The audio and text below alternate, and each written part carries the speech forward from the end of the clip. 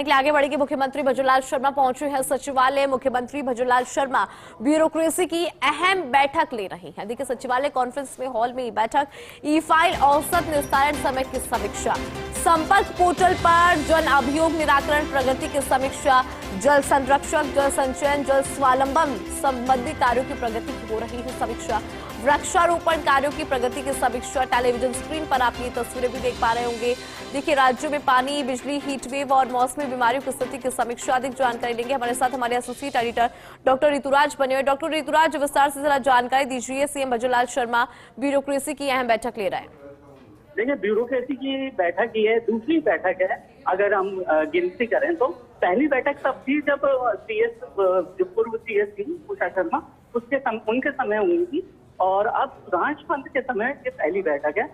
तब तक कोई सरकार का कोई विजन और तय नहीं हुआ था, लेकिन अब सरकार एक दिशा में आगे बढ़ रही है। जो आचार संहिता के बाद इम्प्लीमेंटेशन होंगे जो कार्यक्रम, उस दिशा में आगे बढ़ रही है। क्योंकि गर्मी की समस्या है और गर्मी के चलते बिजली, पानी और स्वास्थ्य सेवाओं की दिक्कतें कई तरह से आ रही हैं, और जनप्रतिनिधि भी समय समय पर शिकायत कर रहे हैं। तो मुख्यमंत्री के पास भी शिकायत पहुंची है, खुद मुख्य सचिव के पास भी शिकायतें इस बारे में पहुंची है। इसको दृष्टिगत रखते हुए मुख्य सचिव सुधांशु पंत ने पहले ही जो सीनियर ऑफिसर्स हैं और जो जिला प्रभारी सचिव हैं उनको फील्ड में भेज दिया था, और उनसे रिपोर्ट ले ली गई है।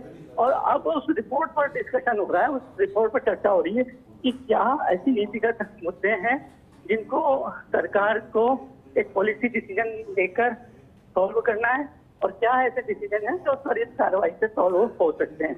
इन तमाम बातों को लेकर यहाँ पर डिस्कशन हो रहा है। जो फौरी कार्रवाई होनी चाहिए, वो फौरी कार्रवाई वहाँ फील्ड में कितनी की है अधिकारियों ने, या तो कोई त्वरित निस्तारण करना हो, समस्या का त्वरित डिसीजन लेना हो, तो वो कितनी कार्रवाई की गई है उसका भी यहाँ पर फीडबैक दिया गया है। यहाँ पर जीरो टॉलरेंस का संदेश दिया है मुख्य सचिव ने भी और मुख्यमंत्री ने भी। हमने देखा कि कल जो मुख्यमंत्री हैं वो भी फील्ड में गए थे और निरीक्षण किया था, दौरे किए थे।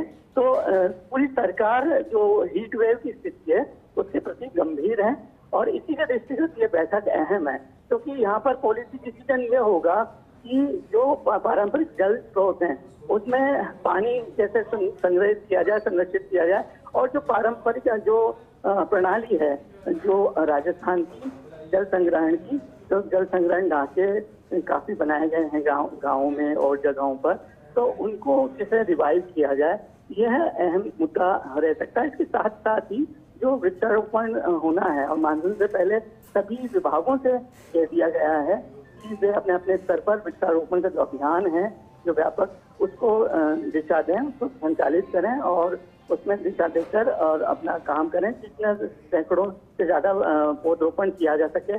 और खासतौर पर ऐसे पौधरोपण पर जोर दिया गया है जो ज्यादा दिनों तक सर्वाइव रहे, और औषधीय पौधों के भी बात कही गई है तो उनमें ज्यादा हो। जहाँ तक पानी बिजली की समस्या है, स्वास्थ्य सेवाओं की समस्या है, वह खुद मुख्यमंत्री और जो आला अधिकारी हैं ब्यूरोक्रेसी के, वो खुद फील्ड में उतरकर उन्होंने देखी इस समस्या को।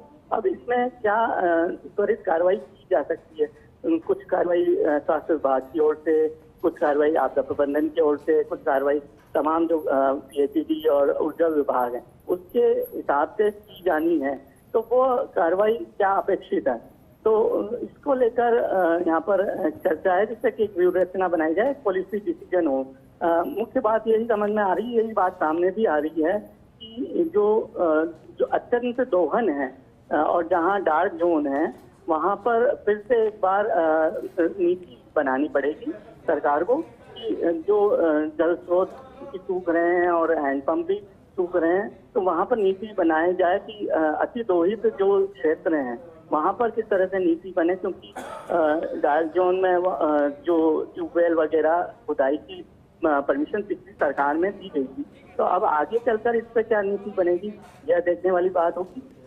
इसके साथ साथ ही जो इस तरह से बिजली चोरी और चलिए, बहुत शुक्रिया डॉक्टर ऋतुराज तमाम जानकारी साझा करने के लिए। मुख्यमंत्री भजनलाल शर्मा सचिवालय में बैठक ले रहे हैं। मुख्यमंत्री शर्मा ब्यूरोक्रेसी की अहम बैठक ले रहे हैं। सचिवालय कॉन्फ्रेंस हॉल में बैठक आयोजित हो रही है। ई फाइल औसत निस्तारण समय की समीक्षा हो रही है। संपर्क पोर्टल पर जन अभियोग निराकरण प्रगति की समीक्षा, जिसमें जल संचयन, जल संरक्षण, जल स्वावलंबन संबंधी कार्यों की प्रगति की समीक्षा हो रही है। वनीकरण, वृक्षारोपण कार्यों की प्रगति की समीक्षा भी हो रही है। राज्य में पानी, बिजली, हीट वेव और मौसमी बीमारियों की भी समीक्षा हो रही है। इन बिंदुओं के बारे में जिला प्रभारी सचिवों के साथ संबंधित क्षेत्रों की वास्तविक स्थिति की भी समीक्षा हो रही है। सभी अतिरिक्त मुख्य सचिव, प्रमुख सचिव और सचिव, वहीं सभी जिला प्रभारी सचिव भी अहम बैठक में मौजूद हैं। वीसी के जरिए जुड़े सभी जिलों के कलेक्टर्स और संभागीय आयुक्त। और अधिक जानकारी देने के लिए हमारे साथ associate editor doctor Rituraj Sharma जुड़े हैं। ऋतुराज जी, इंतजार हो रहा था कि कब चुनाव का जो ये दौर चल रहा था, अब कल अंतिम चरण है और उसके बाद तैयारियां हो रही है, 100 दिन भी कहीं ना कहीं शामिल रहे। बताइएगा बैठक के दौरान क्या क्या अहम मुद्दे रहे? देखिए इंदु, इसमें सबसे अहम मुद्दा समय पानी, बिजली और स्वास्थ्य सेवाओं की स्थिति है मुख्य बिंदु। और जो प्रभारी सचिव रिपोर्ट लेकर आए हैं जिलों से, जो जिलों में तमाम तरह के पानी, बिजली और स्वास्थ्य की सेवाओं की जो स्थिति है, उनसे जो फीडबैक लिया जा रहा है, उस पर यहाँ पर बैठक में विचार विमर्श किया जा रहा है। साथ ही साथ जिलों में फाइल चूंकि शुरुआत हो चुकी है जिलों में कलेक्टर स्तर पर और अन्य सरकारी कार्यालयों में, तो ई फाइल के एवरेज फाइल डिस्पोजल क्या है, इसको लेकर पूरी रिपोर्ट ली जा रही है। साथ ही जो मुख्य सचिव ने पूर्व में निर्देशन किया था कि वनीकरण, वृक्षारोपण का काम सघन रूप से किया जाए, तो वो उसमें क्या स्थिति है, क्या प्रगति है। एक महत्वपूर्ण बात ये भी है कि जो पारंपरिक जल स्रोत हैं और जो जल संरक्षण ढांचे हैं, उनकी क्या पोजीशन है, क्या स्थिति है, इसके बारे में भी यहाँ पर विचार विमर्श हो रहा है। क्योंकि जो राजस्थान की परंपरा रही है वो जल संग्रह की रही है, क्योंकि यहाँ पर अक्सर शुरू से अगर हम देखें तो काफी कई बार सूखे की स्थिति का सामना करना पड़ा। तो उस पर मद्देनजर अब जबकि गर्मी ज्यादा बढ़ रही है, तो उन जल संरक्षण ढांचों की क्या स्थिति है, वाटर हार्वेस्टिंग सिस्टम जो सारे सरकारी दफ्तरों में लगाने के पूर्व में आदेश थे, उनकी क्या स्थिति है। जो बिजली बचत की सरकारी दफ्तरों में अन्य जगहों पर पहले योजना थी और आदेश जारी हुए थे, उनकी क्या स्थिति है। जो ऊर्जा के जो समझौता किया गया है पिछली सरकार की ओर से, उसकी भी यहाँ पर बात आती रही आएगी सामने। और ये मोटे तौर पर माना जा रहा है कि जो राजस्थान में जितना ऊर्जा का उत्पादन है, उसमें कहीं ना कहीं ये बात भी सामने आती है कि क्योंकि डिमांड के समय अन्य राज्यों को बिजली दी जाती है, जिसकी वजह से भी यहाँ पर अचानक से ये जब गर्मी बढ़ी है तो एक तरह से संकट की स्थिति हुई है।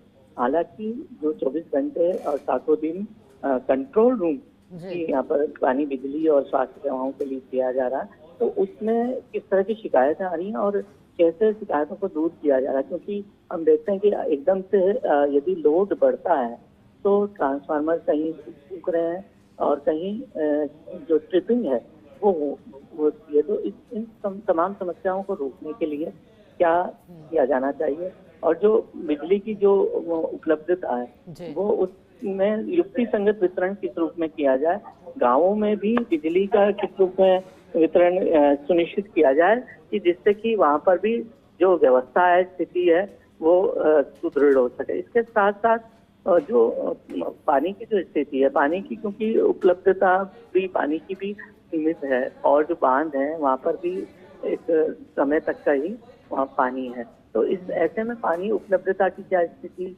होगी और क्या किया जा सकता है, क्योंकि जो पारंपरिक जल स्रोत हैं, जल संरक्षण के ढांचे हैं और जो अति दोहित क्षेत्र हैं जल के हिसाब से, उनको डार्क जोन घोषित किया गया है। लेकिन पिछली सरकार ने ट्यूबवेल वहाँ पर खुदाई की इजाजत दे रखी थी।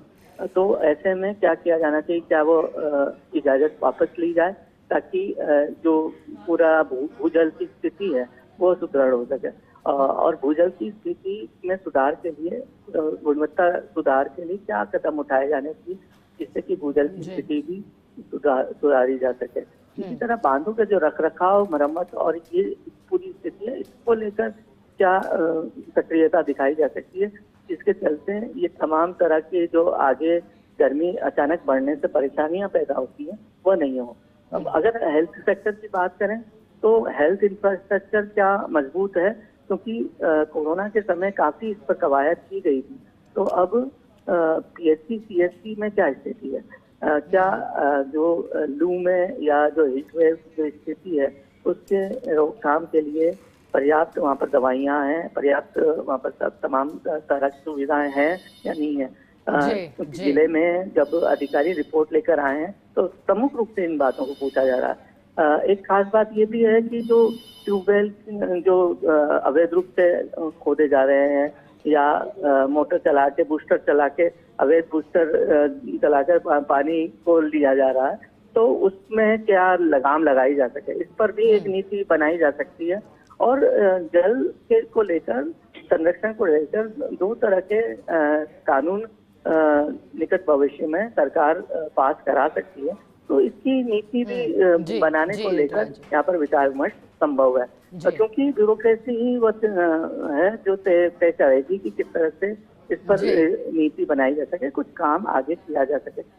बिल्कुल ऋतुराज जी, यही माने कि रिपोर्ट के आधार पर ही अब आगे का एक्शन प्लान सीएम का रहने वाला है। बहुत शुक्रिया आपका ऋतुराज जी, साथ जुड़ने के लिए, जानकारी के लिए।